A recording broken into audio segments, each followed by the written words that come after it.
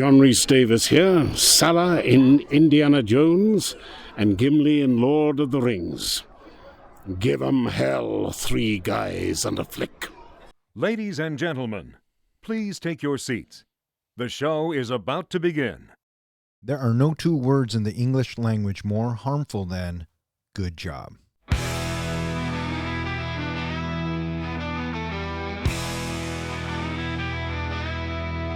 Three guys and a flick with Don, Ken, and John. Dive into the movies well after the dawn. From the good to the bad to the wildly absurd. They give a fuck about films. Their voices are heard. Welcome back. You are listening to 3 Guys and a Flick. This is where we review the good, the bad, and the absurd. Tonight's episode, Whiplash. Beware spoilers. Coming to you from the Schaefer Conservatory in New York City. New York City? Get a rope. My name is Don. And to my right, we have the comic book guy, John. Heidi-ho.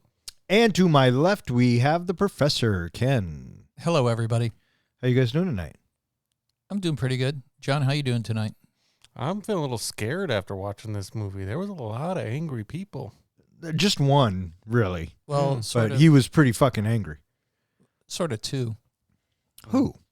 Andrew. No, I mean, yes, but not nearly like, what's his name? Fletcher. Fletcher, right. Yeah, I was ready to call him daddy. Yeah, you were, you fucking submissive little bitch. And on that note, tonight we are talking about Whiplash. Whiplash comes to us via the Bronco helmet and was submitted by one of our listeners, Allison M. So, Allison, I hope you enjoy the review. This one's for you. Released on October 10th, 2014, Whiplash was directed by Damien Chazelle. Screenplay by Damien Chazelle. Based on Whiplash by Damien Chazelle.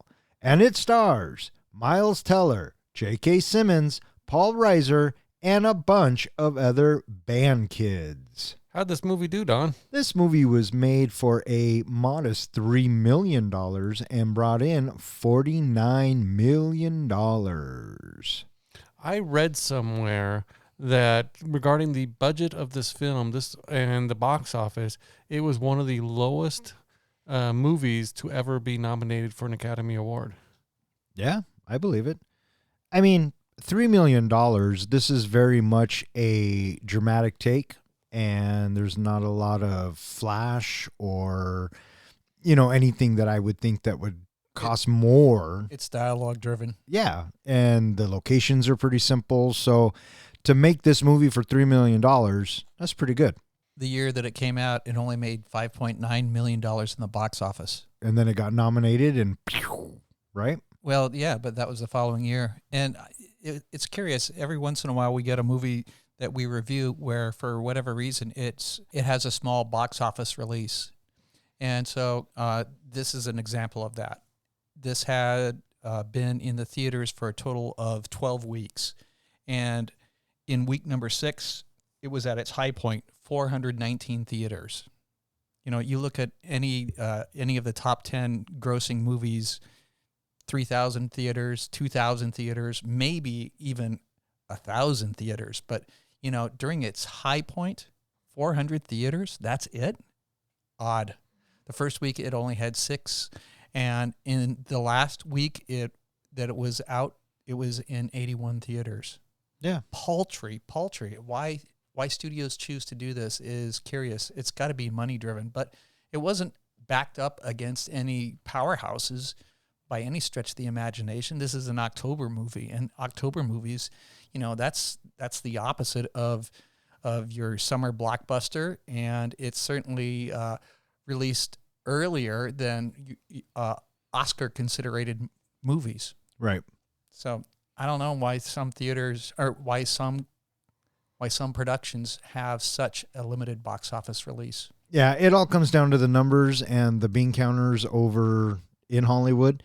Somebody thought they didn't want to spend a whole lot on the marketing, and then in that didn't want to spend the money to get it in a bunch of theaters. And I mean, it ends up making $49 million. So, okay. I had never heard of this movie before we got it as a suggestion. In fact, I went back and I looked at what other movies came out around that same year, even movies with Miles Teller in it.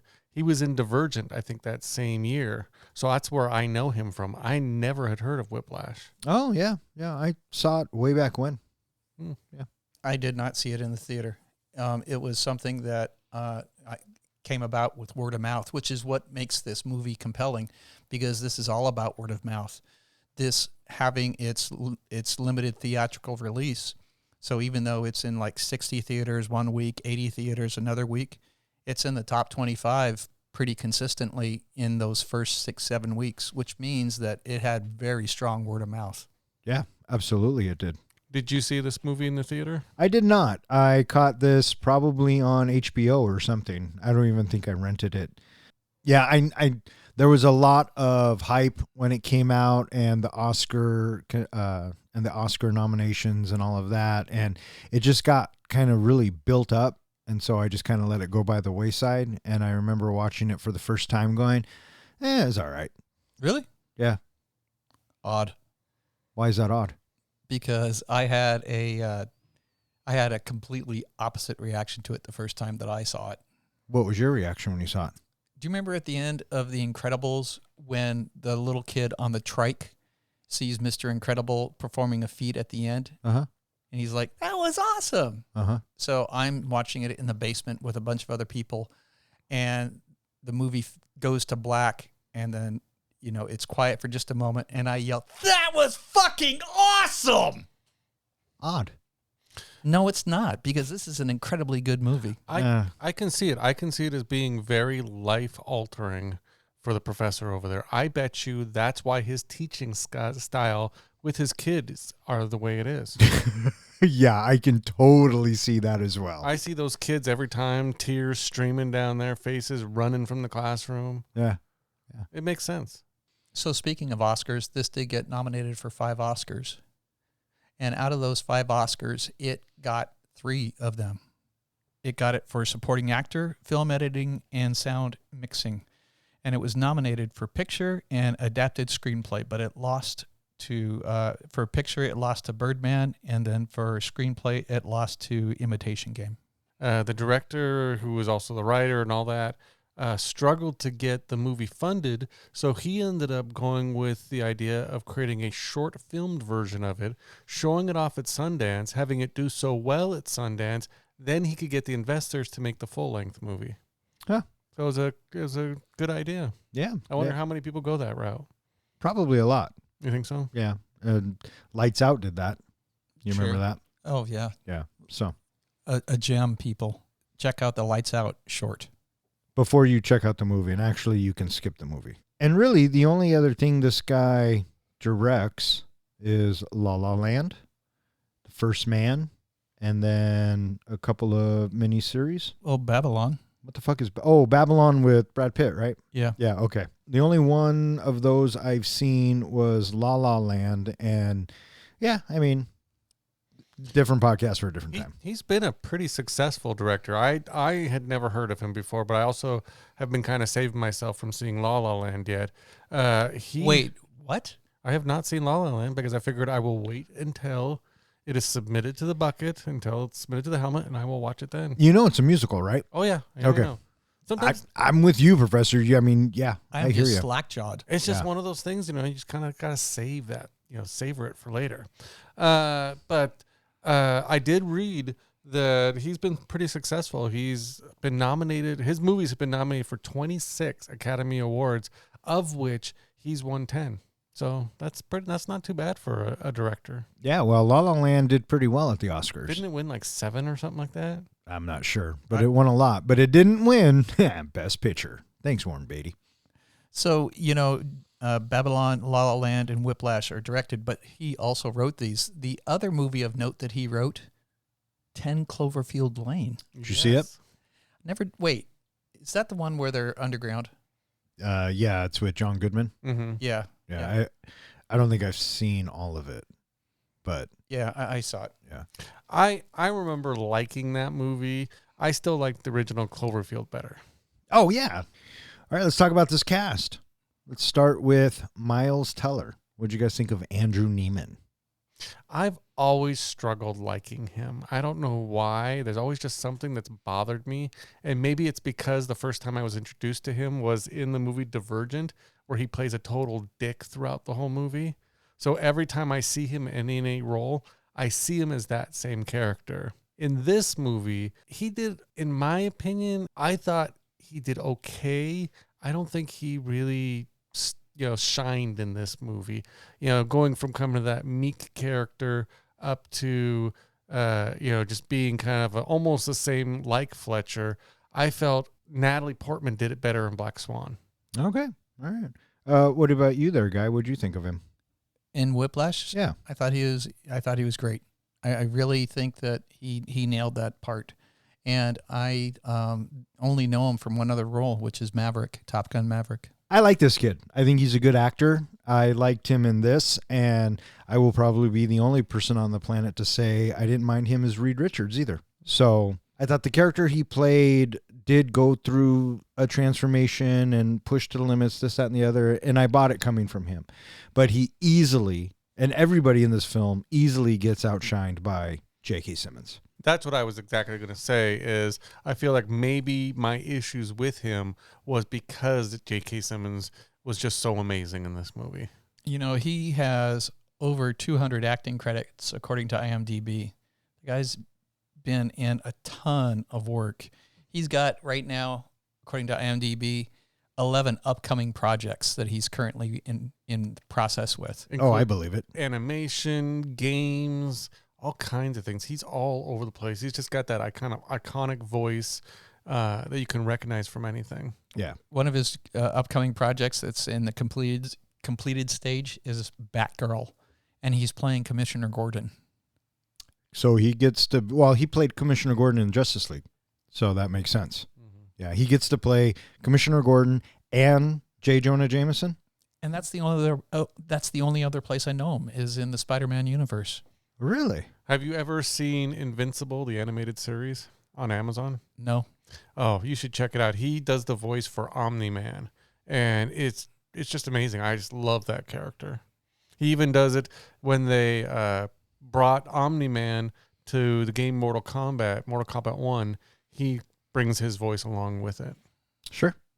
One interesting thing about this movie is obviously the instruments, the drums, the band. That's another character in this movie.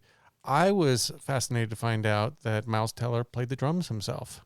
Most of the scenes in this movie, that's him drumming, except for some ones that needed body doubles, things like that. Oh, yeah. When they cut to the wide shot and it's him in frame, I don't know how you would fake that. Yeah. I mean, close-ups, sure, because you're not getting the face and the hands at the same time. But yeah, no, he totally looked like he was playing it. Yeah, he had been learning to play the band all of his life, or play the drum all of his life. And then when it came time to do this movie, he took additional lessons to get himself back up to speed. But that's him playing. And on some of the scenes, the director would refuse to call cut, even when all the other actors stopped, because he wanted to see Miles play himself to exhaustion just to capture that in the movie.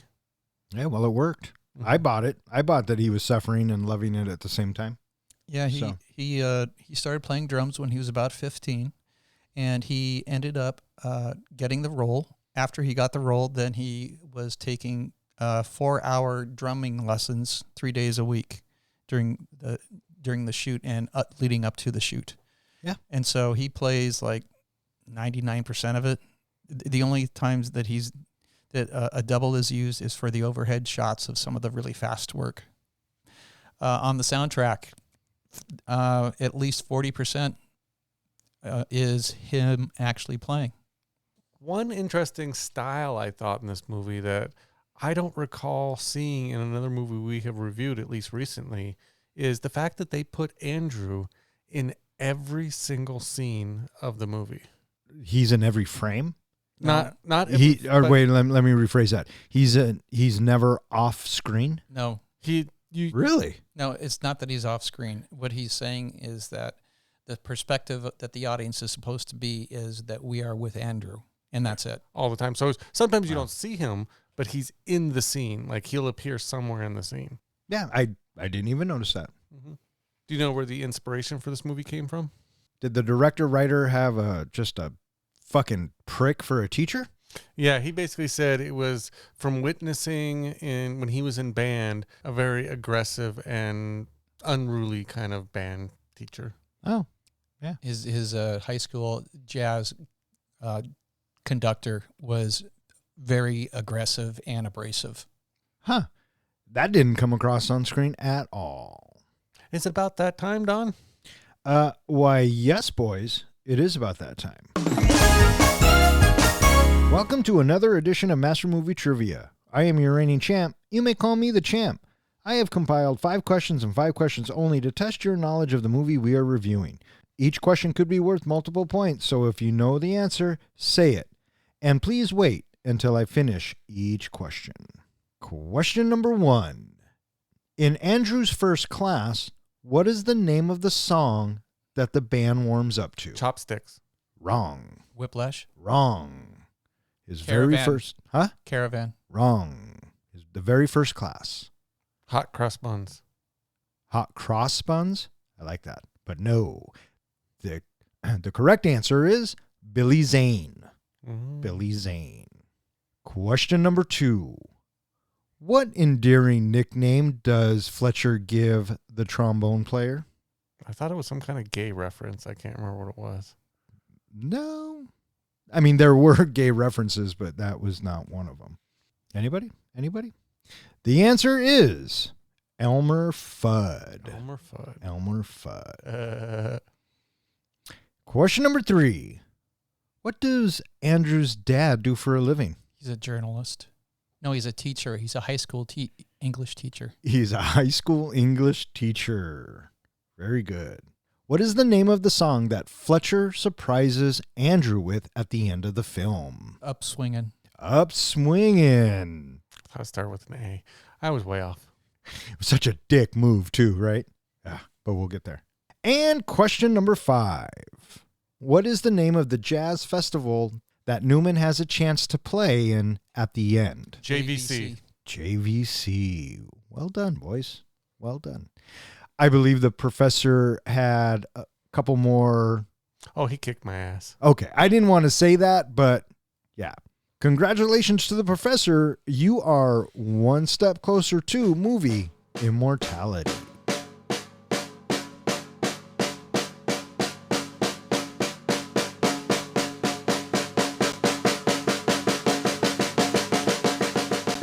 Jazz drummer Andrew Neiman attends the prestigious Schaefer College in New York City, hoping one day to leave a legacy that of his childhood idol Buddy Rich. Terrence Fletcher, the conductor of the Schaefer Conservatory Studio Band, recruits him to play in the studio ensemble as an alternate for core drummer Carl Tanner. Andrew quickly discovers that Fletcher, although encouraging at first, is relentlessly strict and both verbally and physically abusive towards his students. When Andrew fails to keep tempo during the first ensemble rehearsal of Hank Levy's Whiplash, Fletcher throws a chair at him, slaps his face, and berates him. So what'd you guys think of the opening? Fucking loved it. It was awesome. Did you like it? It opens with him on the drums, right? Yeah, it starts with a black screen, and we hear a snare drum, and the tempo goes faster, and then it snaps to a stop, and then we are framed, and we see him down a hallway. It's a dark hallway, and he's sitting in front of a drum set. It's at night, and so clearly that he is somebody who is dedicated and passionate about practicing, because here he is practicing by himself at night, and and then he starts playing again, and the camera slowly pulls us towards him. Right. As the tempo increases on the drums, and he just gets going faster and faster and faster. Love this intro. The one thing I really appreciate about this is the movie starts with the first beat, with him beating on that drum. The movie ends with the final beat of him done with the drums. So it kind of opens and closes in the same way, and that's always pleasant to see in a movie. Yeah, bookends. Mm-hmm. Yeah. And then we meet Fletcher. Sort of. He walks in, and they have a dialogue. He reminded me at this point of you, Don. Oh, for In fuck's that- sakes. I knew you were going to say that. In that, there is no right answer. It's like, well, you know who I am. Why'd you stop playing? So he starts playing again. He goes, I didn't tell you to start playing. You would have said the same damn thing. Yeah. And I remember thinking while I was watching it, well, Andrew just blew his first impression. So I think, honestly, at that point, he already had heard what he wanted to hear. He already knew that he wanted Andrew. He was already impressed by him. This is where he started the whole, what happens when I put a little pressure on him, when I kind of fuck with him a bit. Let's see if he cracks a little. So I think he was already fucking with him at that point. Oh, I agree. I do too, because he eventually goes in and calls for him, Mhm. right? Yeah, he's setting I don't want to say it's setting a trap, but he's measuring who Andrew is, because, he starts out polite enough.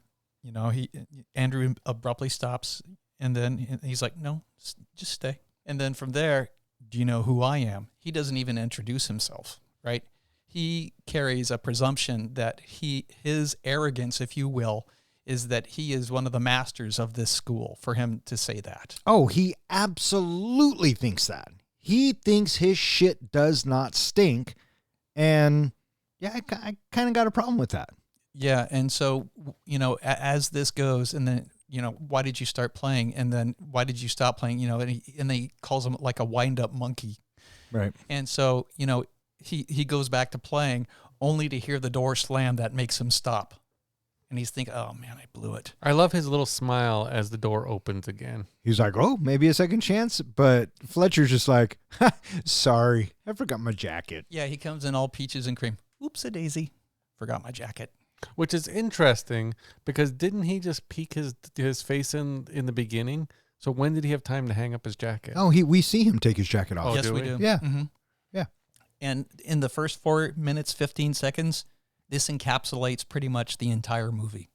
This is all about the relationship and the power struggle, if you will. It's not necessarily a power struggle, but he is wanting to have a protege, not a protege necessarily, but he wants to have somebody that will fall in line to him and be subservient to him, so he can tear them down and put them back up in his image, in his likeness, in his vision, that as sadistic as it is. And we get that in the first 4 minutes, 15 seconds. Yeah, sadistic. That is a great word when describing this teacher. Mm-hmm. Absolutely.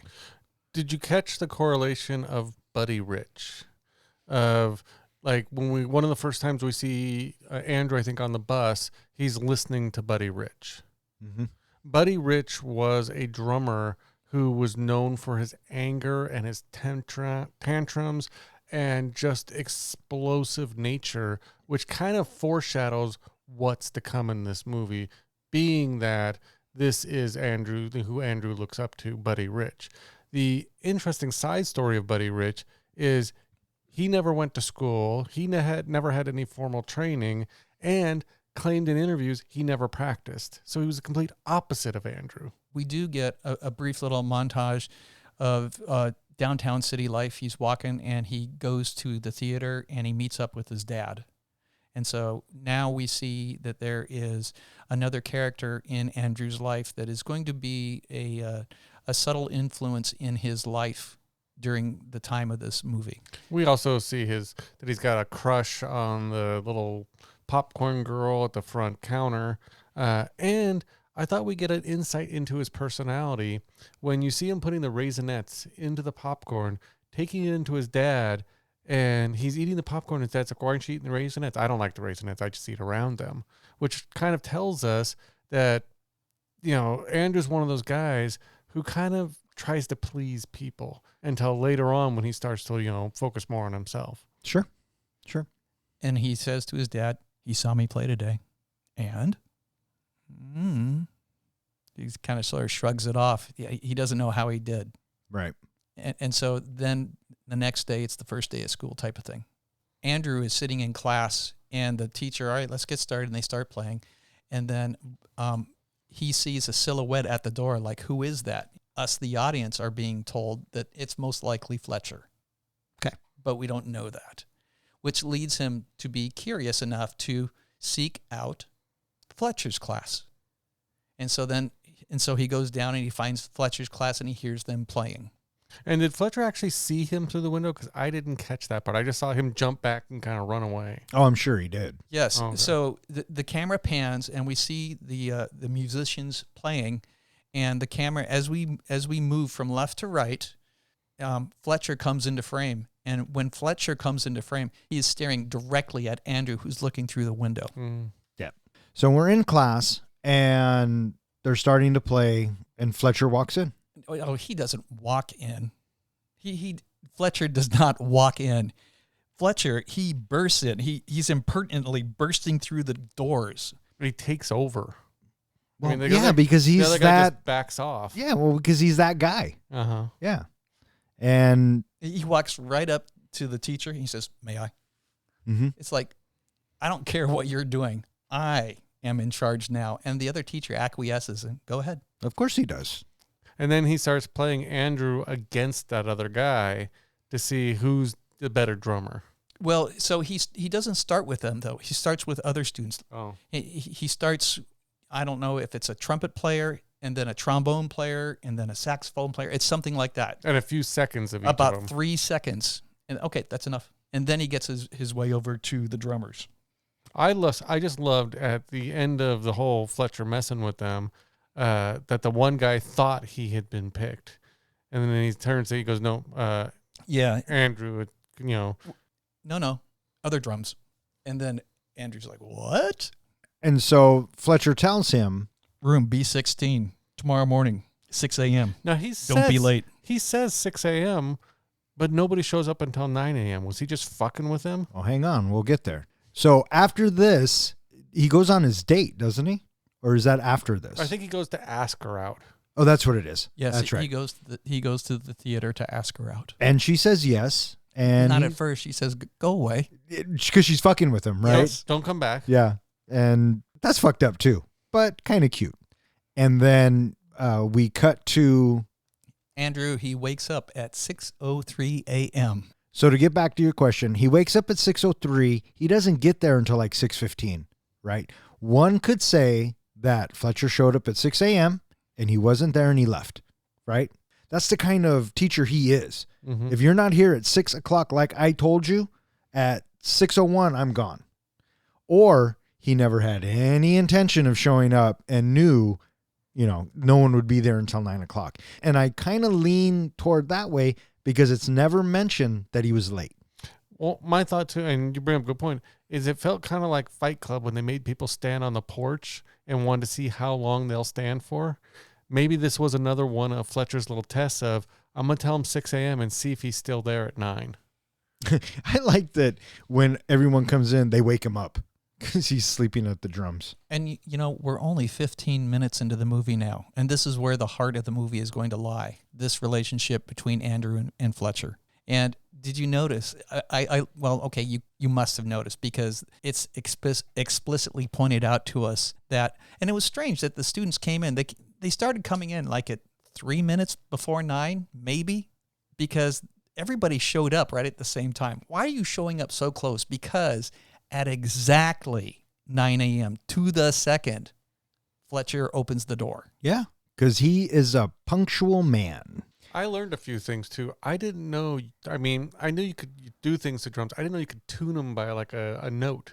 Yeah, with a drum key. Yeah, because both my dad and I were surprised that he was tuning it by like, was it a B sharp or a B flat? Yeah, it was something with a B. And I thought that was interesting. I never realized that drums were that synchronized with the rest of the music. Yeah. So as Fletcher walks in, he takes his hat off, puts it on the coat rack, takes his jacket off, puts it on the coat rack, and then we get a shot of the band, and nobody is making eye contact with him. The entire band is looking down. Nobody will look at him. Well, you can see there's fear in the room, and nobody wants to be his target. Absolutely. The intimidation that he is giving off by the reaction that we have from the rest of the band is immediately prevalent. Yeah, and there's fear and intimidation, and he doesn't necessarily go after the drums right away. He starts, telling these guys to play this and then these guys to play that. And what I did like about this character, which I thought was funny, is like every time he would stop him he would like shake his head and goes, well, maybe I heard that wrong, but somebody's out of tune in here. And this is the whole in tune bit. Before we get to there, though, I like to watch. He's very quiet. Okay, let's start with Whiplash. And then everybody gets the music out, and then they have their instruments up at their mouth, and everybody is frozen, waiting for Fletcher to give the go. But everybody just sits there and waits, and it's like they're not even breathing. And we get this shot, of everybody waiting just like that. Andrew is in right center frame, and then we have Fletcher's hand in right frame, and it's out of focus.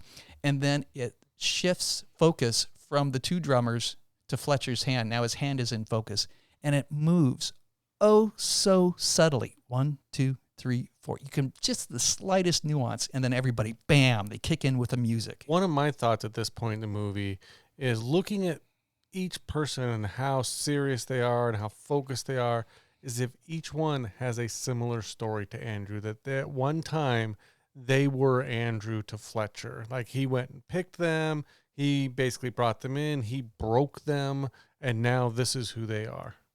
Yeah, maybe. And they don't even make it 30 seconds through the song before Fletcher stops them. And he's telling Parker not to come early. And then they start again, and they don't even get another 30 seconds. And then this is where it leads us to, there's somebody out of tune. And I do like that whole idea of either you're fucking me and out of tune on purpose, or you don't know you're out of tune, and that's even worse. Yeah. And he's ruling by fear. Mm-hmm. So, Yeah. I mean, naturally, what are you going to do? Yeah. And when he stops, there's somebody out of tune. Everybody immediately looks down. And then he's like, And then from there, and he's just so casual about it. Reeds, they play, oh, not them. Bones? Okay, there it is. Right. And he finds it. The thing that I just find fascinating about this scene is there are people out there who can hear like he does, that they can hear if something's off tempo. They can hear if something's, one instrument out of how many is out of tune. I mean, it's just crazy to think that someone's mind could work like that. Yeah. I mean, I didn't hear it. And I got to be honest, during all the drumming, it all kind of sounded the same to me, but I understand. Wait, did you guys play an instrument in did you play anything in high school? Not in high school. I played the trombone in grade school. John, what about you? French horn. French horn. Elementary through high school, I did the trumpet, and then I wasn't a very good trumpet. Once high school was done, then that was it. I was in a steel drum band, though. Really? Yep. A little bit of calypso. Of course you were. And so Fletcher finally finds out who's out of tune, and it wasn't the guy he told to get out, but he told him to get out because, well, he didn't know if he was out of tune or not, and that's even worse to Fletcher because you should know. Mm-hmm. So now we're out in the hallway taking a break, and Andrew is approached by Fletcher, and they have a little bit of casual small talk. It seemed like a very heart-to-heart kind of talk. He was very actually friendly at this point. Well, yeah, he's all smiles and giggles until fucking Andrew doesn't do what he wants. Yeah, and, it could be said that he's trying to get ammo, if you will. I thought that exact same thing, too. He was just getting shit to use against him. He did.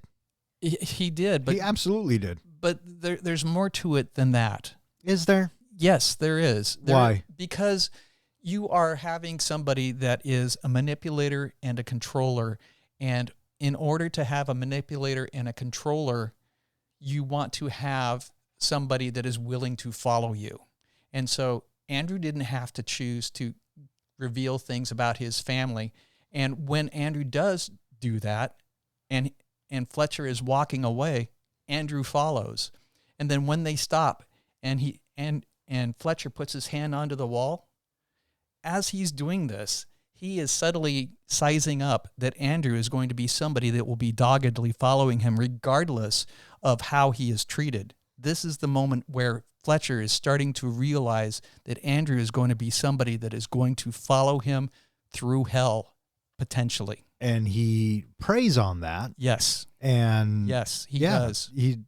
I don't like this guy. So, well, that's the whole thing I think about this movie is I felt like this is one of those movies that immediately unsettles you, starts to get you a little bit angry, starts to get you hate, this one character. And throughout the whole movie, I felt irritated, at Fletcher the whole entire movie, to the point of I just didn't even want to watch the guy anymore because he was just so mean and so irritating. I can only laugh at so much berating before it becomes too much, and so, yeah. You're just hoping, you're watching the rest of this movie, hoping someone punches him. Something like that. So during this conversation in the hallway, then we get the Charlie Parker story.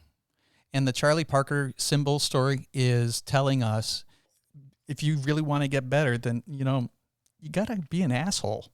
That's kind of sort of, what Fletcher is indirectly telling him here. And to me, this is a direct tie back to what Tyler Durden does in Fight Club with the driver's licenses.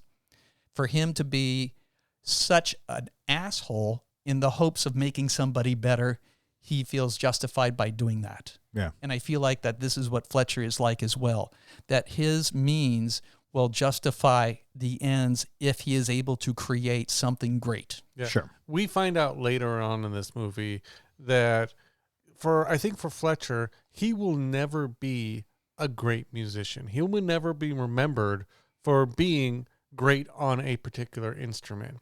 His life goal is to paint a painting that everybody will remember. He wants to create a drummer, a trumpist, somebody a trumpeter or something like that, who will be the next great, and he will be able to attach his name to. So to him, that's his artistry, that's his thing, and he feels like the only way he's ever going to create this next amazing drummer is to, as he puts it, you can't say good job, you have to basically torture him. So we go back into the classroom, and then we get the rushing and dragging bit. This was, And I had to laugh because, he was so adamant about it, right? You're either rushing or you're dragging. which is it? Right. And he keeps going and going and throws a chair at him. Do you know the secret of that scene? There's a secret to that scene? Yep. The director has talked about it, and apparently, I'm not creative musically enough to see it or hear it. He had perfect tempo. He was right on perfectly. Fletcher was just fucking with him to try to break him. He was neither ahead or behind. He had perfect tempo. At some point, I kind of started thinking that too, because there is just, it seemed like there was no pleasing this guy. He really doesn't really please him until the very, very end of the film, if you think about it. So for him to keep going, which is it? You're wrong. You're this, that, and the other. It totally makes sense. It was a complete mind fuck that this guy's doing, trying to bend this kid to his will, and it's fucking working. So much so that Andrew lets him slap him, and he gets physical, and he gets upset, and then Fletcher starts making fun of him for being upset. The guy's just a fucking prick. The director said it was supposed to be a hint to us. I don't know how anybody in the audience would know that he had perfect tempo, but it was supposed to be a hint to us exactly what Fletcher's motives were, in that he was going to keep tearing him down to try to make him a great musician. Oh, I got that from the beginning. Mm-hmm. Not so much maybe Andrew, but that was Fletcher's MO with his students. Mm-hmm. Tear him down to show how great you are. There's other ways of doing that there, Fletcher. Simmons did say that was his favorite scene to film. To smack Miles Teller around? Just to keep smacking him around. Oh, yeah. You know how many times I've wanted to... You know what? I'm not going to say that because it could be used against me.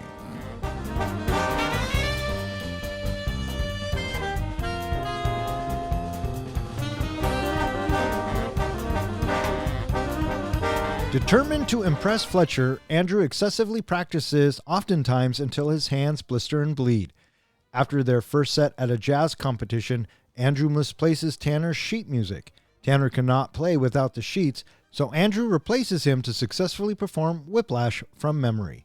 Fletcher promotes him to corps drummer. However, Andrew is taken aback when Fletcher abruptly reassigns the position to Ryan Connolly, a drummer from a lower-level ensemble within Schaefer. Because of his single-mindedness towards music, Andrew clashes with his family. He breaks up with his girlfriend, Nicole, to focus on his ambitions. One day, Fletcher begins rehearsal by mournfully announcing that Sean Casey, a promising former member of the studio band, died in a car accident.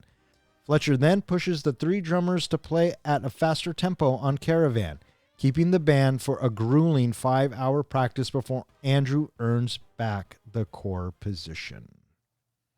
So we get our first little montage of Andrew practicing, and we get to see his hands are bloodied and blistered, and he has taken to heart what Fletcher has already done to him, that, you know, I got to practice harder. I got to push myself harder. He puts in the hours, and he's physically destroying his hands. I mean... And then we have a date. He goes out on a date with Nicole, and they kind of sort of start to get to know each other. It was a little bit of an awkward date, but I guess that's kind of, you know, the way Andrew was at that point. Yeah, well, a little bit for both of them, because she just said she moved in from Arizona and she didn't really have any friends, and She hated school. and then they kind of bonded over stuff like that, and they had pizza that she didn't like, and, you know, so it was just like one of those dates. It ended with a shot of their 2 shoes touching. Yes, which was sweet. Then we go to the competition. The Overbrook Jazz Competition. We have the band just with a little bit of free time, and Andrew spies Fletcher out in the hallway, and we see him being sweet as can be to this little girl of one of, you know, somebody that he knows. Sure. And he was just being so sweet and gave her a little high five, and we see that he has a real tenderness to this little girl. I kind of saw something a little bit different in that scene, and in that Fletcher was being very tender and was talking to the little girl, and he even said, "Will you come play, I think, piano for me someday in my band?" And I kind of got a vibe from Andrew thinking, run away. Don't join his band, because he will do to you what he does to everybody else. This little innocent girl will someday get just the shit chewed out of her by Fletcher. Oh, you guys are so cute. Fletcher didn't give a fuck about that little girl. He was just being nice. You think so? Fuck yeah, I think so. That dude thinks of one thing and one thing only. His tempo. And right after that's done, he walks into the room. Listen up, cocksuckers. Hurry the fuck up. Get your music. Okay, there's the Fletcher that we know and don't love. And nobody there is going to fuck his reputation. No. God, no. He reminds me a lot of the John Voight character from Varsity Blues. And listeners, Varsity Blues, Bronco helmet. And so now we're at the competition, and they get through the first song, and then there's a break, and the core drummer says to Andrew, "Hold on to this. I'm going to the bathroom." But we did hear beforehand, you know, "So help me God, I will not find one of these sitting around." Right. That was kind of a precursor to it. Yep. Because he did. He found what it was like. It was brass or something. It wasn't the drums book, but it was a different instrument. Yeah, it said bass on it. Bass, yes. And I swear to God, if I find one of these, I will fucking end you, he says. And so he walks to the soda machine, and directly across from the soda machine is a set of chairs, like 4 chairs. He puts it down, puts his money in. 30 seconds have elapsed. He takes one sip, and the drummer comes back. He goes, "Where's my folder?" It's right there. Where did it was right there. It, you know, money into the machine, pops it open, takes one sip, and then the core drummer is back. It's what the hell? It had to be Fletcher. Oh, there's no doubt in my mind it was Fletcher. My thought it was either Fletcher fucking with him again to see what Andrew could do, or it is a competition. They are competing against other bands. Someone may have come by and grabbed it, figuring they could fuck over the band. Sure, you could think that all you want, but it was fucking Fletcher. You think so? Oh, I fucking know so. So Tanner and Neiman, they got to tell Fletcher, "I don't have the folder." "Well, you got to play without it." "I can't. I can't." He took it a lot better than I thought he was going to. My favorite reply is when Tanner goes, "I gave Andrew the folder," and his first response was, "Why the fuck would you give away your folder, dipshit? That is your folder. You were responsible for it. This is on you. You have to play it without sheet music." And Tanner's like, "I can't.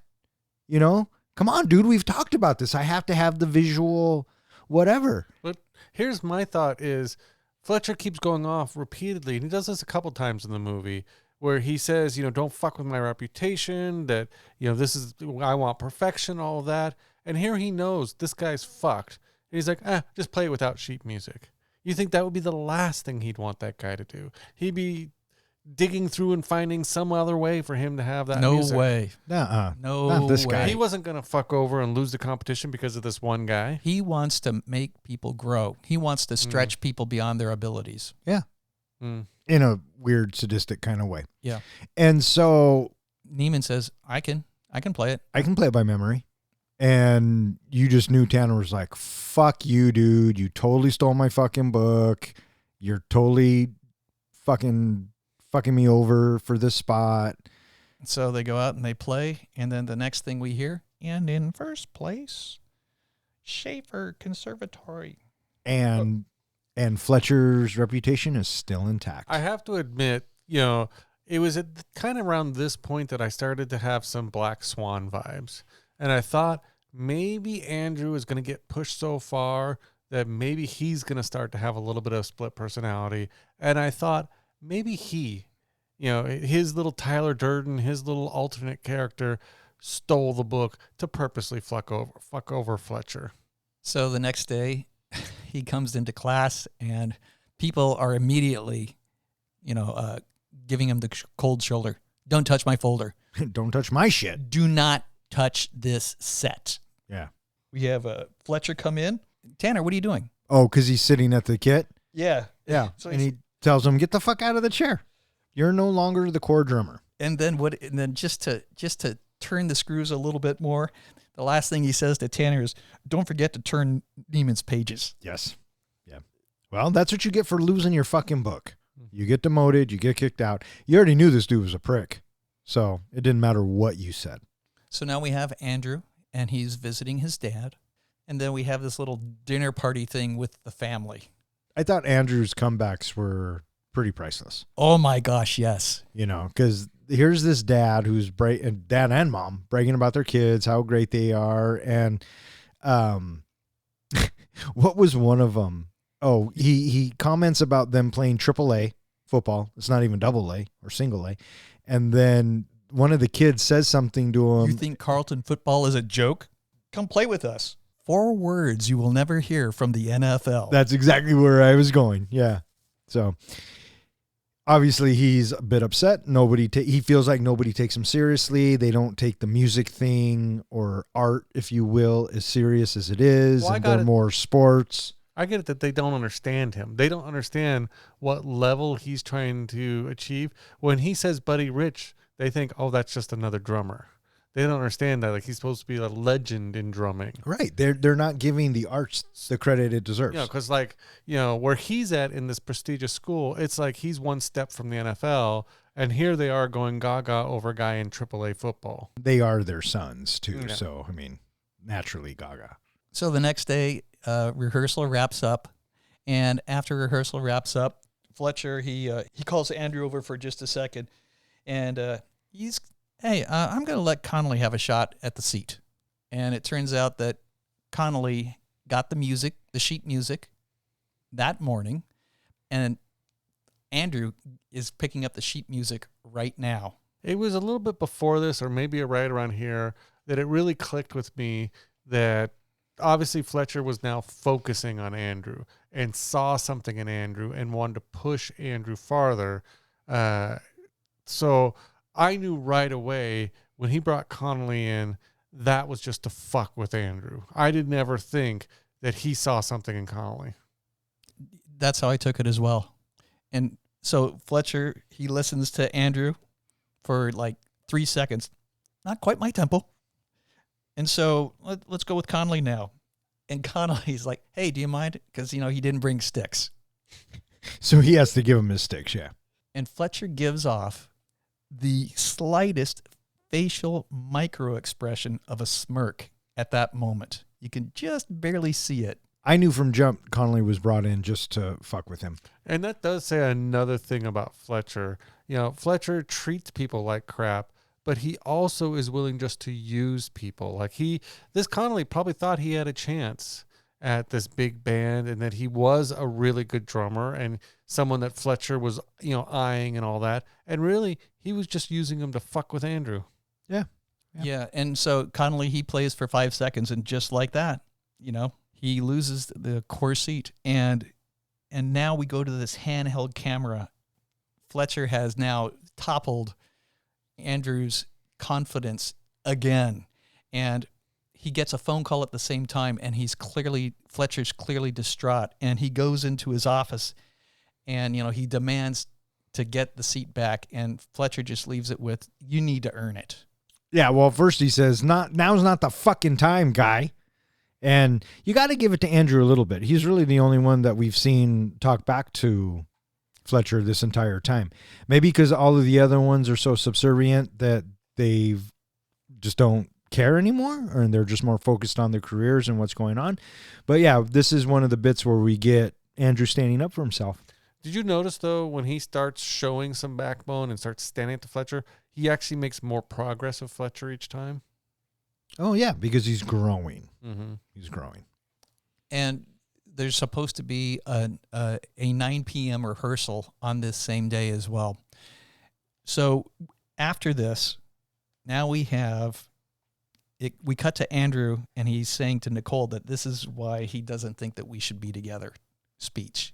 Right. He breaks up because he's going to focus all of his time on being the best drummer out there. Did you think it was a good reason to break up, or did it sound like he was just being a kind of a overconfident, egotistical dick? Yeah, I got to be honest with you. I didn't give a fuck. So it plays very much into his character. And even she's like, so what I hear you saying is if you stay with me, you're not going to succeed. And that's fucked up. Yeah, so he does a total truth bomb on her. But I like how she gives a total truth bomb right back at him. She cuts through all the crap and she sums it up exactly as it is. Well, she even also says to him along the lines of, "You're not even giving me a chance. You're just saying how I'm going to be and what I'm going to do and how I'm going to be a detriment to your future success when I haven't even done any of that yet." Yeah, she ends it perfectly by saying, "What the fuck is wrong with you?" Yeah. I'll tell you what's wrong with him.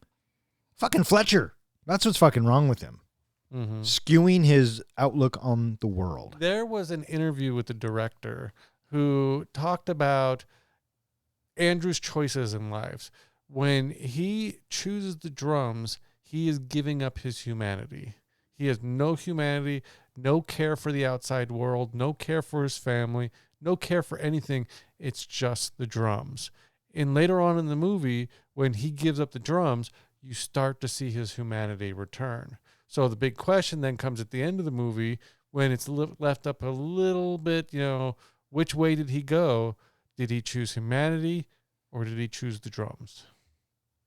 Yeah, and another way that you can also look at this is you can look at these main characters of Andrew's life, his dad and Fletcher and Nicole. His dad more or less leads a normal life. Nicole, more or less, she leads a normal life. And they are pulling towards Andrew to say, have a normal life. And he's saying, I don't want to do that. I want to stay with what I'm doing. And Fletcher also is telling him, you're not good enough. You can't do this. And so he is pulling for himself, despite other forces, other characters in this story telling him that you shouldn't necessarily do this. Right. And so we go to this practice, and this is where we find out that Fletcher's all upset because one of his former students, Sean Casey, was killed in a car accident. Mm-hmm. And so he's clearly upset, and he clearly had a thing for this kid, kind of like his Andrew before Andrew. That's exactly what I thought. This was future Andrew. Yeah. Yeah. So we get to see him showing emotion for just a few moments. And then they get into... Well, let me ask you this question, though, before you move on.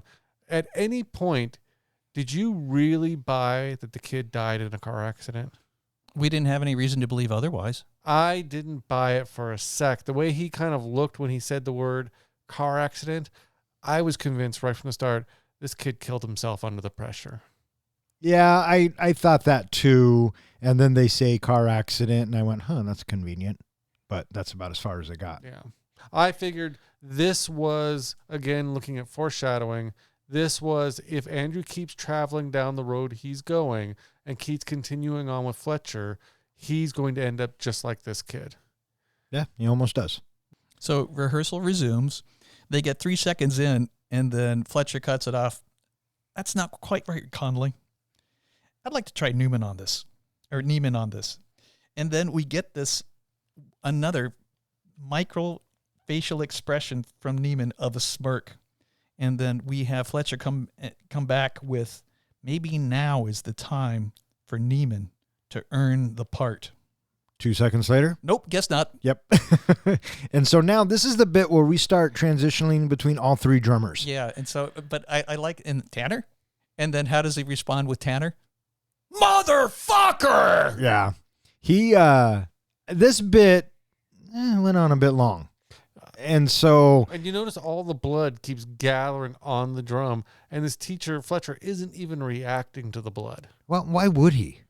Yeah. And so now it shows the clock. It's 11:17. Over 2 hours have passed, and it's this brutal, demoralizing, just complete, beat down of all three of these drummers not being good enough for him. And then finally, Andrew, he's allowed to keep playing, and Jesus, Fletcher, he's losing his shit. He grabs the cowbell, he's banging it, and he throws it, and then he just keeps yelling, "Keep playing!" Well, you can always use more cowbell. absolutely, I have a fever, and the prescription is more cowbell. And so finally, he gets it right. Neiman, you earned the part, and then just so sweetly, alternates, you want to clean the blood off my set? He opens up the door. Okay, we can start now. And it's a 1:58 a.m. And he's just so pleasant about it. Okay, we can start now. Yeah, well, he got what he wanted.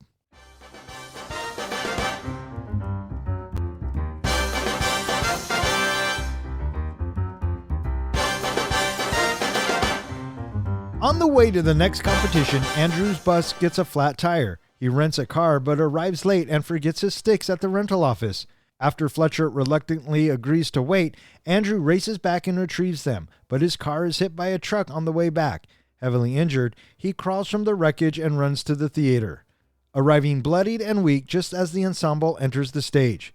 He struggles to play, and Fletcher halts the performance to dismiss him from the band. Enraged, Andrew attacks Fletcher on stage, but is pulled away by security and expelled from Schaefer.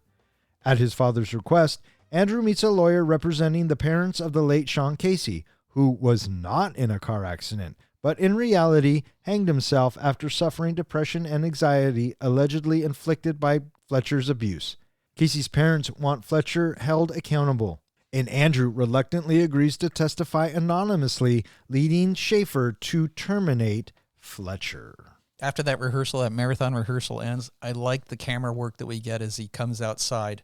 It's another handheld camera, and it's swaying back and forth, and the fluorescent lighting showing up on his face, he's green. And so, he looks clearly that he is not well at all, physically and emotionally. Yeah. Yeah. Well, because he's not, man. I mean, fuck, he had to practice more than anybody during that rehearsal, and it was all because Fletcher wanted to push him to be the best he could be. When who's to say that he wasn't doing it right the very first time? So we get day one of the Dunedin competition, and we see Andrew, he's riding on a bus. And naturally, the fucking bus gets a flat. What the hell? I mean, come on. Come on. That guy can't catch a break. He was all about fucking, you had to get there on time. They told you leave early. And he sees that the bus has a flat tire and he's like, fuck, what am I going to do now? There was supposed to be a cab waiting when the bus pulled into the terminal. Oh, no, that doesn't work like that. You got to call a cab and it takes forever. So he goes to a car rental place and shit, he leaves his sticks behind. You saw that too, right? Yep. When he takes the bag and they're just sitting there.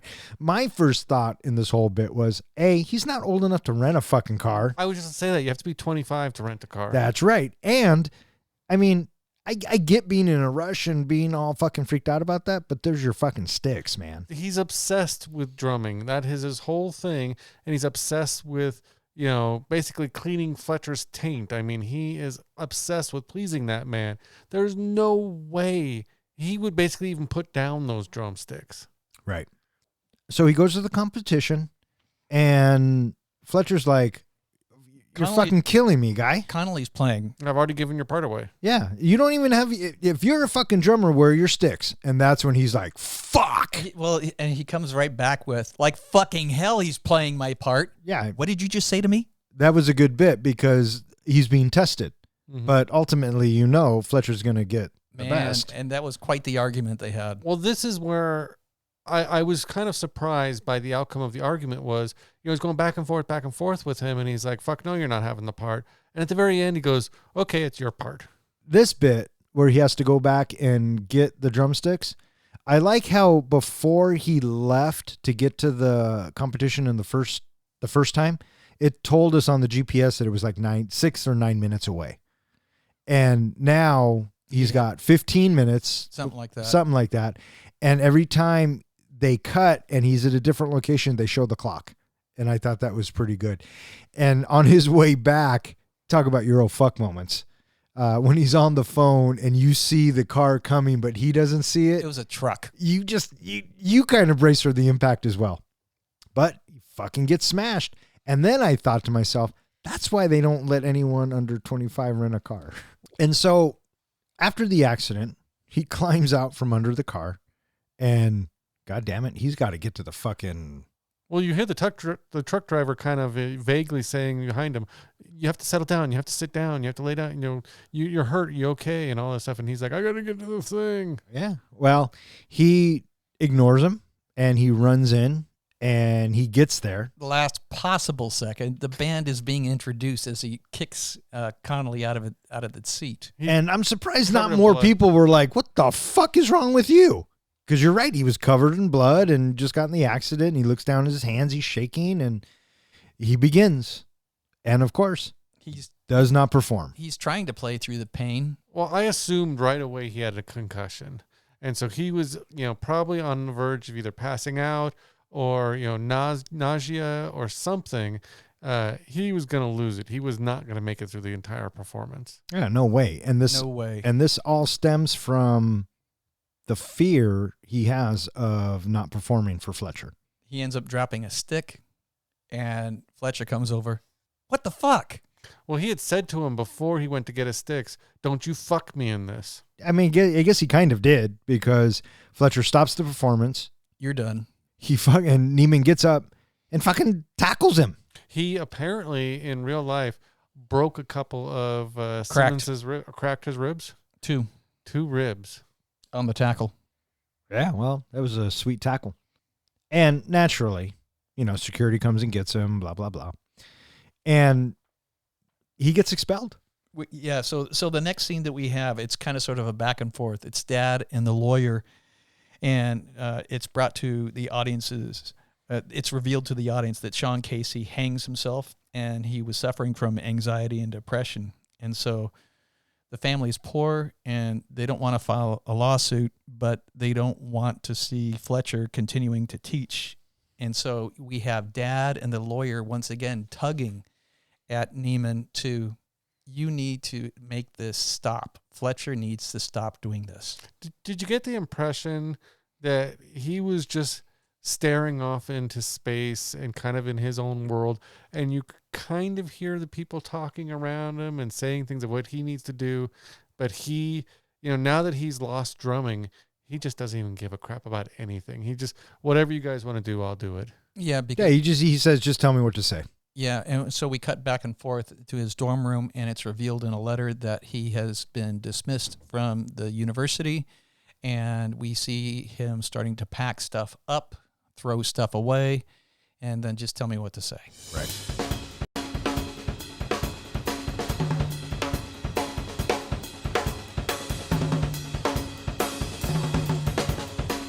Andrew abandons drumming, but months later encounters Fletcher playing piano at a jazz club. Over a drink, Fletcher admits his teaching methods were harsh, but insists they were necessary to motivate his students to become successful, citing an incident where Joe Jones threw a cymbal at Charlie Parker as an example. Fletcher says that the worst words that could be said to a student are "good job." He invites Andrew to perform with his band at the JVC Jazz Festival, playing the same songs from Studio Band. Andrew hesitantly accepts. Andrew calls Nicole to invite her to a performance, but learns she is in a new relationship. So it's revealed to us that now it is summertime. We get a little 2-second shot, and we can see that Andrew is working in a sandwich shop. Mm-hmm. And you notice throughout any of these segments, he doesn't practice on the drums once. So he's out of the school. He has left the drums behind. Yeah, he had to take a break. He was getting a little bit too involved. We see dad and son sitting watching TV over a bowl of popcorn. And life just kind of goes on, and Andrew is just kind of recovering from this traumatic experience that he just went through. And like I was saying earlier, he's also recovering his humanity. He's becoming human again. So out during a walk, he happens to spot a club that has a special guest playing, Terrence Fletcher. And when he walks in, he sees Fletcher playing the piano, and I thought this was the first time that I saw really Fletcher as a human being, because music is powerful. And you can see that he gets lost in the way that he's playing the keys, and he just loves it. J.K. Simmons did a good job of portraying his actual love for music, especially in this scene. I mean, I'm sure Fletcher could probably play any instrument, but I think deep down inside he's more of a piano guy because of the way he played it. Well, I'm not a huge jazz person. I don't know enough about jazz to really appreciate it. But from what I do know about it is that if you ever watch the musicians, they get lost in the music and they love that style of music. Well, when, Fletcher comes down and actually talks to Andrew, he talks about that's why jazz is dying. That's why jazz is going away, is people don't have the love and, the strength to do what needs to be done to become great jazz musicians. Yeah. During this scene, I had two questions. One, how does Andrew get into the bar? Because he's 19 years old? Yep. Maybe it's an 18-year-old? I'm just saying. I'm just saying. I talked it up to, it's a college town, they don't card. And that's probably good too. Plus, he got to rent a car. So, And two. Maybe he has a really good fake ID. Oh, maybe. And two, why the fuck do you sit down and have a drink with this guy? Closure? Morbid curiosity? No. Maybe. It's anybody who's ever had an abusive relationship. There are people who will go back. There are people who, think, well, I should just give them one more chance. Or maybe it wasn't all their fault. Or maybe he's feeling sorry. Yes, he did all this damage to me, but I did cost him his job. So now I feel a little guilty. It's all these different things. It's exactly why people go back to their abusive spouses. Yeah, well, I just feel bad for them. Yeah. So this whole dialogue bit, what did you guys think of that? I thought, like you were just saying a second ago about him playing his piano, this was our chance to start to see him as human, as a guy who makes mistakes, in that he's trying to explain why he's a dick, but that he actually, he believes in his students and he loves his students and he sees so much promise in students, and that he can't coddle them, because if he coddles them, that's all they'll ever be, is at that level. He's got to push them farther because he wants to create this, legend. He wants to create this perfect piece of art. So you're kind of starting to see the human side of him. And I have to admit, I started to buy into it a little bit. Of course you did. That's why he won Best Supporting Actor. I think this is the bit where he is human. Mm-hmm. And he does come down a little bit, and, I am a dick and I do it for this. He's justifying the reasons why he is the way he is. I even felt like he was showing he really cared about Andrew still. No, I don't think he cared about Andrew at all. Well, I think he cared about his talent and what he could get from that. That's all it was. Yeah. And I think this is one of those classic examples of this guy who is a dick, self-aware, knows he's a dick, but how can I get this kid to come play drums for me? Yeah. He just randomly showed up. obviously the universe was speaking, so I'm going to be nice to him. Mm-hmm. And at the end of the conversation, they walk out and Did you feel like they were almost making a peace here? a little bit. Because that's where I thought they were going, is that now these two were going to work together. Well, yeah, because Fletcher says, hey, I got this concert coming up at the JVC. We're going to do all the stuff we did in studio band. My drummer's not any good. Take the weekend. Think about it. I just threw a lot at you. We've been through a lot. There's a lot of trust issues there. So think about it. So the next day we see Andrew haul out his drum kit from the closet, sets it up, and he decides to call Nicole. And I mean, can you blame her? No, not at all. No. So it's a kick to the junk, because he's inviting her to come see him and blah, blah, blah. First of all, it takes a huge amount of cojones to say, I'm dumping you for the drums. I'm choosing the drums over you. Now do you want to come see me play the drums? yeah, absolutely. I thought the same thing. Yeah. And, whether or not there was a boyfriend or not, she did the right thing.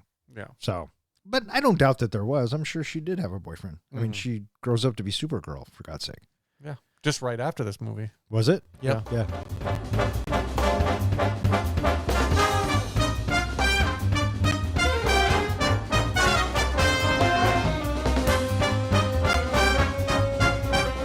At JVC, Fletcher confronts Andrew and reveals he knows Andrew testified against him. As revenge, Fletcher leads the band into a song Andrew does not know and was not provided sheet music for. After a disastrous performance, Andrew walks off stage humiliated. His father embraces him backstage, but Andrew returns to the stage, reclaims the drum kit, and cuts off Fletcher's introduction to the next piece by cueing the band into Caravan. Initially angered, Fletcher resumes conducting. As the piece finishes, Andrew continues into an unexpected extended solo. Impressed, Fletcher nods in approval before cueing the finale. Roll credits. The thing I thought was really interesting going into this JVC thing is that Fletcher made a point to he was giving that speech to the group before they were about to go out, which is the people out in this audience are people who can move you up to new heights. They can put you into new positions, new bands where you'll make a mark for yourself. Or on the other side of it, if you fuck up, they don't forget. Right. And so he makes a point to throw that out. And it didn't click with me until we got to that next scene. Yeah, I chalked it up to him being the pep talk before they go out there. And what I didn't see coming was him fucking him like this. Mm-hmm. Yeah. Which, fuck you, dude. I mean, he was willing to say, fuck this competition, fuck everybody in my group who has practiced all this time to try to win this competition, screw my reputation and all that, just to fuck over Andrew. Yeah. Well, actually, I think he could play it off because he's that big of a persona. But was he going to continue on the performance of whatever they were doing? He probably had had a drummer. He probably had another drummer in I line. think he was going to bring the second one out. Oh, probably. Yeah, I enjoyed how the camera, we follow him up onto the stage. He sits down, and you can see that he's nervous. His hands are shaking a little bit. But he has a little smile. Yeah, a little. Yeah, I think he's feeling good about being back on the stage to perform for people. And then here comes Fletcher. And goddamn him. You think I'm fucking stupid? What? I know it was you. Very Godfather 2, right? When Al Pacino comes up and kisses Fredo and says, I know it was you. You broke my heart.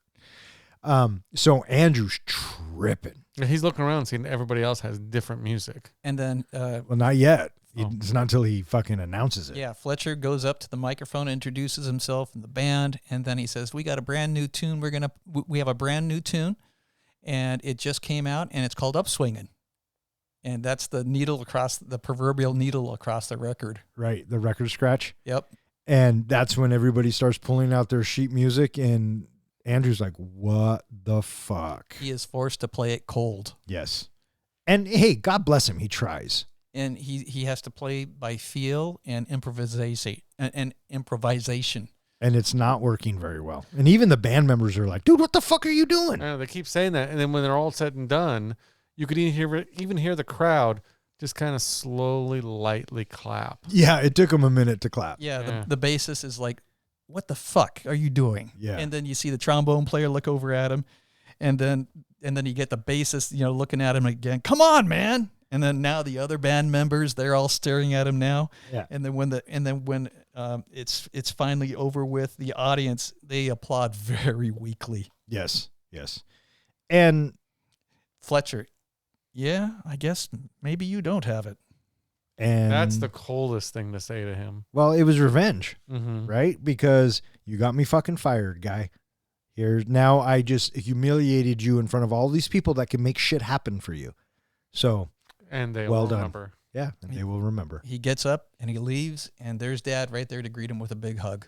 Which I thought was very tender. Yes. And that's exactly what Andrew needed right then, to say to himself, you know what?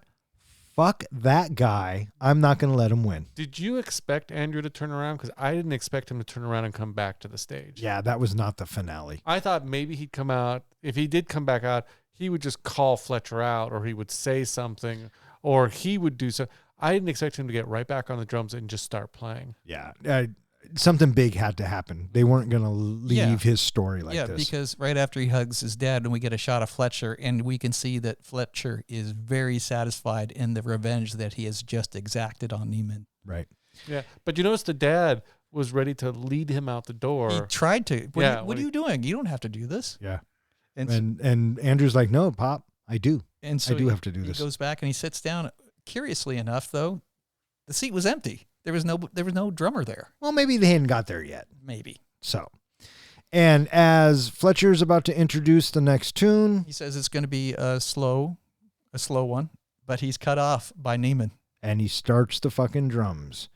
And I like this bit because it shows that Neiman isn't going to take this line down. He's going to do whatever he can to try to redeem himself.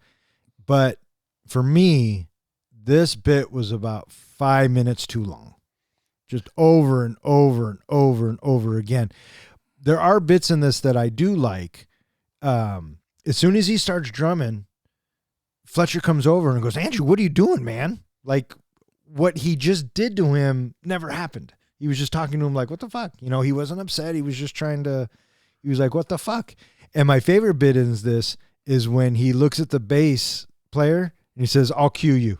That's what I was about to say. Is I almost felt like this was a reversal of power. All of a sudden, not only he had basically just been fucked over by Fletcher, he now comes out and he takes the band away from Fletcher. He now controls the band. He now has the power. He basically tells him, I'll cue you in. We're doing Caravan, and just follow me. And all of them start looking at him and not Fletcher. And I'm wondering if at some point it started to click with the band of what he had just done to Fletcher, because Fletcher didn't have the music. So Fletcher had actually fucked over the whole band too and made them look bad. So I was thinking at this point, now we're seeing maybe in the future, this could be where Andrew's path lies. He's going to be in charge in the future. That's a lot of thinking. The drum solo, it all kind of blends together for me. And what I like is as he's starting, Fletcher's glaring at Andrew, and Andrew mouths, fuck you. I thought that was brilliant. And Fletcher reluctantly goes with it. And so as things are ramping up, Fletcher comes over and he says to Neiman, I'm going to gouge your motherfucking eyes out. Yep. But to no avail, because Andrew doesn't care. He's going to keep playing. But you notice too, and one of the things I liked about the camera shots at this point is, Andrew keeps playing, and even when the music stops, he goes into his solo, and they're just showing like from the nose up, maybe a little bit lower on Fletcher, and you can see the sides of his mouth starting to curl up, that he's now seeing this, what he's been searching for, what he's been looking for, this, this legend in the making. He's now finally seeing it in Andrew. Yeah. And as Andrew keeps going and going and going, Fletcher kind of walks up to him and he's like, all right, bring it down. He starts to control it a little bit, or what he thinks he is controlling. And they're getting ready for the big finale, because we just had a 12-minute drum solo. And Fletcher is controlling the tempo. brings it all the way down just to a little pitter patter, and then he brings it up, and they're getting ready for this big finale. And this is it, right? This is the finale of the movie, which really irritated the fuck out of me, because the end of the movie is Fletcher smiling because he got what he wants. Andrew has now made his choice. This is where he is going, and this is who he is going to be. In essence, it's the old story of he just sold his soul. He signed the contract, and he has sold his soul to the devil. I think that the movie is trying to show those things, that, what is the price for greatness? And when is too much too much? Because, in life, people have decisions to make. Do I want to take the easy path, or do I want to take, the challenging path? And along the way, that there's going to be sacrifices, and those sacrifices that people make to achieve greatness, you got to wonder, is it really worth it? Because in life, you make choices, and sometimes these choices are going to have, life-altering effects that you got to live with afterwards. And that is something that I think this movie shows. Yeah. And that was Whiplash. Welcome to a new segment we like to call Face the wheel.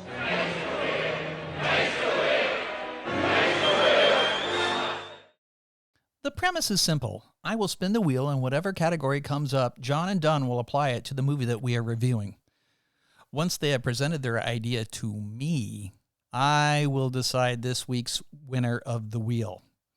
So here are the categories: mashup, plot, rename, genre, reboot, alternate ending. I liked it better when it was called spin again. Pick any. Add any character from any movie. Here we go.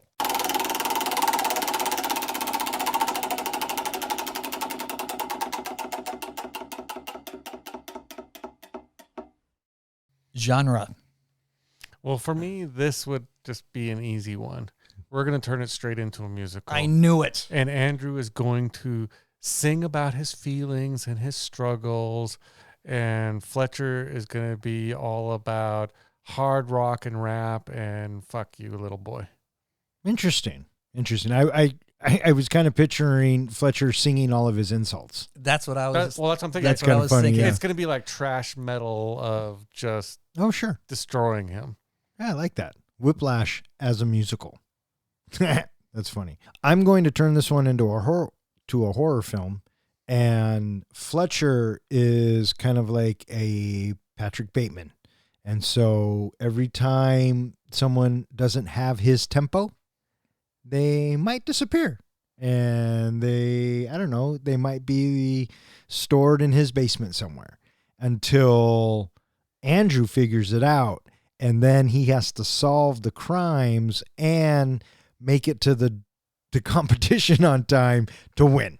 I would love to see it if every time you're off tempo, you lose a piece. Oh, like a finger or something? Yeah, like a toe or a finger. And so eventually you see him with just the drum strapped to his stubs. Oh my God, that would be funny.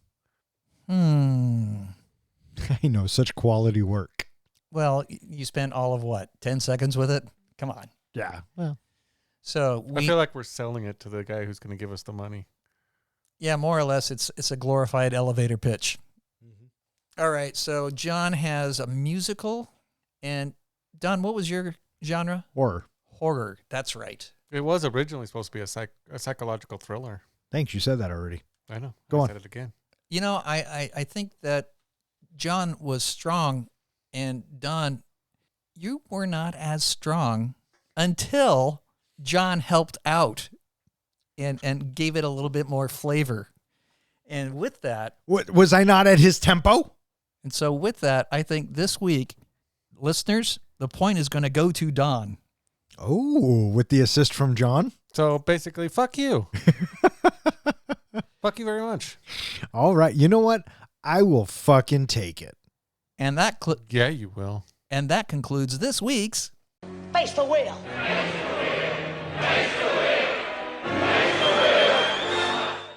All right. What do you guys think? You guys ready to rate this flick? I'm ready to rate this flick. John, are you ready to rate this flick?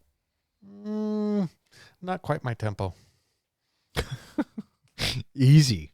That was an easy one. Professor, how do we do our ratings? We do our ratings on a scale of 1 to 5 fucks. 5 fucks is a movie that we think is cinematic gold. A 1 fuck movie is a movie where you watch it and you get done watching it and you're thinking, oh, for shit's sake. What the hell? Why would you make me watch this? I want 1 hour and 46 minutes of my life back. Or in other words, we just don't give a fuck. All right, Professor, you pulled it. You're going. Whiplash is a fantastic movie. I loved this movie, and it is a rich watch. J.K. Simmons knocks it out of the park. He is an incredible embodiment of Fletcher. Fletcher is such an interesting watch, and his tendencies of, just tearing people down is akin to, I think, if you're turning out for the U.S. Navy SEALs or something like that you would tear somebody down like this. But I don't think that it should be done on college students that are pursuing a music career. This is, he is absolute overkill because he's such a narcissistic sociopath that, he's driven by this warped sense of purpose, as he sits in this position of power. And he is just incredibly sadistic and cruel for the hope of having jazz continue to thrive by him making the assist of having the next Charlie Parker or, any musician that is going to transcend the jazz world, if you will. His methods, I do not agree with at all, but I certainly do understand how and why he chooses to do what he does. The problem the fundamental flaw of him is that he thinks that he's unapologetic for it. He thinks it's justified and okay. Andrew Neiman is a very driven student, and I thought that Miles Teller did a nice job with this guy, and I loved watching him play the drums and the passion and the conviction that the character has. I am so, I don't want to say enamored, but I am so proud of his drive and his force, even though he does it to his own detriment. I am curious to see where he ends up as an adult. I love the way that the movie ended. It's a nebulous ending. We have no idea if Neiman and Fletcher have any more interaction with each other or not.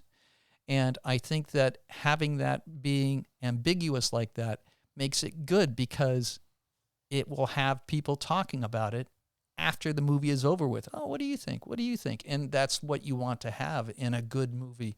You have things that linger with you and you turn it over in your head and you think about it and you talk about it with other people. And with that, I think that Whiplash does that very well. The music is great to listen to. It is such good camera work that we get in subtle little moments of the movie. And I enjoyed watching it as much as I did the first time that I saw it. This movie is a solid 4.5 fucks. 4.5 fucks from the Professor. All right, I'll go.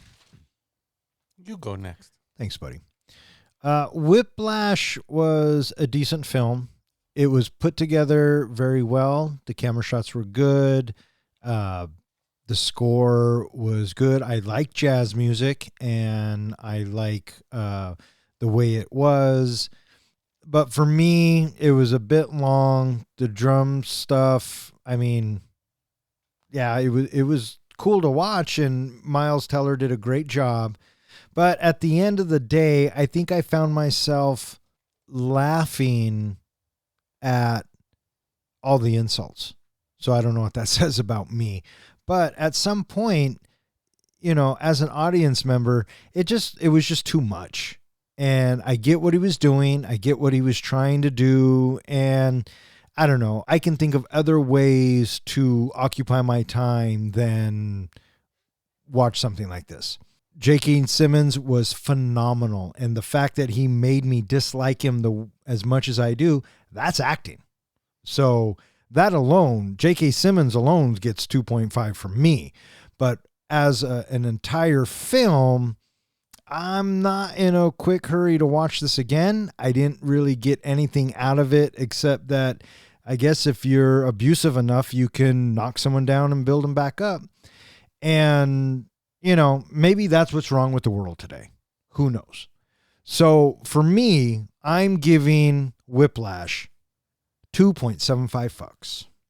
Wow, 2.75. I didn't see that coming. Yeah, I'm just not that impressed. I'm going to go ahead and start off with what I saw as the positives of Whiplash. First of all, the intense performances. They were amazing. They were powerful, and they really hit you, and they made you feel something. The compelling storyline, it was there. It kept you engaged. The exceptional direction. I thought Damien did a fantastic job with the way he set up the shots, with the way that, like I said earlier, Andrew was in every shot, the different eye lines, things like that. It was really well set up. The authentic musical sequences, the fact that, not only did, certain characters play their music, but it felt like the bands were playing their music. It didn't feel like they were just phoning it in. It felt authentic. The cinematography with stunning visuals and dynamic camera group, kind of like what I was saying about the direction, it really made the movie. For me, it was something that I felt like I had not really seen before in a lot of the movies we reviewed. Now let's go to some of the negatives that I saw of this movie. First of all, the exaggerated portrayals. Here we have Andrew, who's the big pushover, versus Fletcher, who's the uber mean teacher from hell. They felt sometimes a little bit over-exaggerated. The one-dimensional characters in this movie, maybe it's because they just didn't have enough time, but all they were was their music. All they were was the competitions or the drumming and all that. There wasn't much else to these characters, but maybe that's the way it wanted, the movie needed to be, but that may rub people the wrong way. The questionable depiction of glorification of abuse. There was a lot of justification in this movie of, yes, it's abusive, but it's meant to draw out a better drummer or a better musician or a better artist or whatever. So in ways, even though we all saw Fletcher as the bad guy, as the asshole, all that, they were making a lot of justifications why abuse isn't such a bad thing if it brings out, a better point in people. There was a bit of predictability in this movie. It was a basic plot of obsession leading to breaking down a character only to rebuild that character. There was an overemphasis on drumming. If you aren't a fan of drumming, you may not be a fan of this type of movie. If you are a fan of drumming, you probably will love this movie. So it was a little bit emphasis, maybe too much on drumming itself, being that it was supposed to be about a jazz band. Cazille's direction is masterful with tight pacing, dynamic visuals that keep the audience on the edge, and intense drumming sequences that are particularly striking. And one of the things I really loved was the heightened sense of film urgency. This visual style combined with a compelling narrative immersed viewers in Andrew's relentless quest for perfection. You can't say enough about J.K. Simmons' performance in this. He was a powerhouse. He deserved the award he received. However, Whiplash has its flaws. The exaggerated portrayal of the teacher-student relationship and Fletcher's abusive methods sometimes come across as unrealistic and a bit problematic. It's crazy that the school waited that long to deal with a guy that they knew was physically striking students or verbally attacking them, that they would continue to allow it going on up until a point where someone finally kills themselves.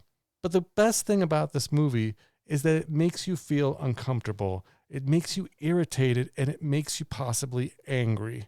The fact that this movie makes you feel is a testament to its writing, acting, and directing.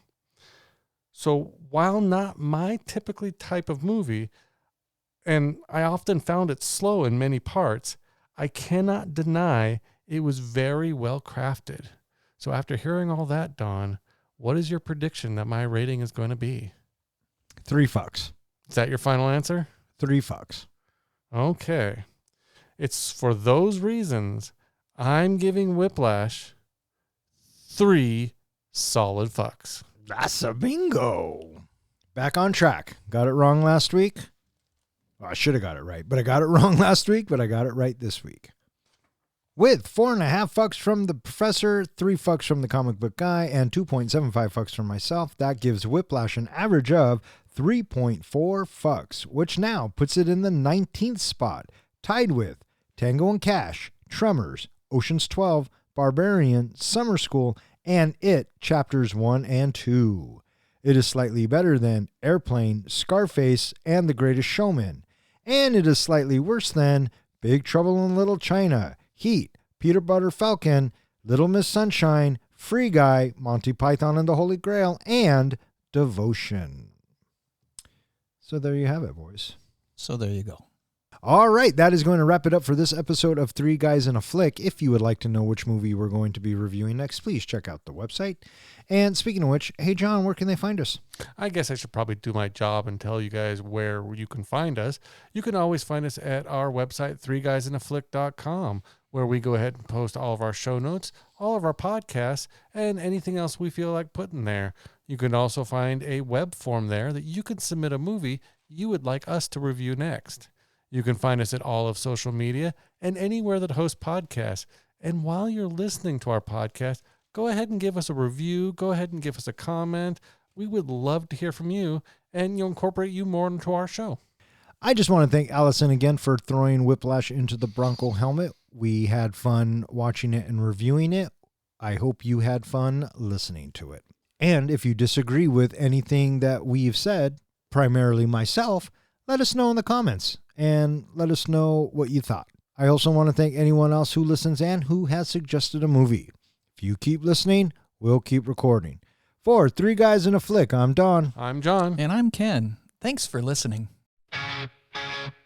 3 guys with some mics, yeah, dive into the flicks. We're here for the real talk, no time for the tricks. Don as the captain, steering us right. Kid drops now to shedding light. John with the comics, bringing the hype. From the good, the bad, to the absurd, we break it down, make sure you heard. Passion for the screen, we ride or die about movies. You know we always give a fuck, no lie. There are no 2 words in the English language more harmful than good job. That's why you never say it to us. Well, you have to do a good job in order for there to be a good job. Right. And then Best Picture was Birdman, I believe. That's what I just said. Oh, did you? But yeah, I lost the bird, man. I thought he was talking about something else. And question number 5. Stand by, please. Top Gun Maverick. And that is trivia. No, I'm just kidding. I wish I could remember something that Schaefer said now to berate this guy over here. Fletcher. What did I say? Schaefer. That was the name of the school. Oh, what's the difference? All right. What do you got? Well, what does the professor have? Why do I go first? Yeah, why do you make the professor go first? Because he sets the mark. You are not at my tempo. Whip my gash. Whip my gash. Okay. Whip snatch. Whip snatch. Strip lash. Strip lash. And drip snatch. Drip snatch. Listeners, if you could see the appalled look on the professor's face right now. Well, let me ask you this question. Is it better to say drip snatch or drippy snatch? The first one. Okay, that's what I thought. It fit better. All right, what do you got there, guy? I have one that John already said. Whip my gash. Whip my gash. I was going to, mine is whip my snatch.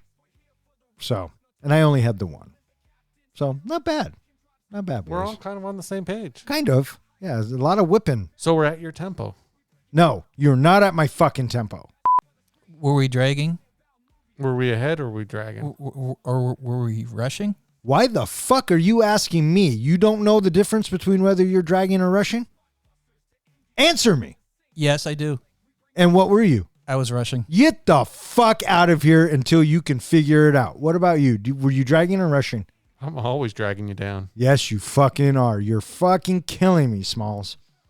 All right. May all of your days and nights be filled with happiness. All right. Fuck up. Good night. Three guys in a flick, keep the passion alive.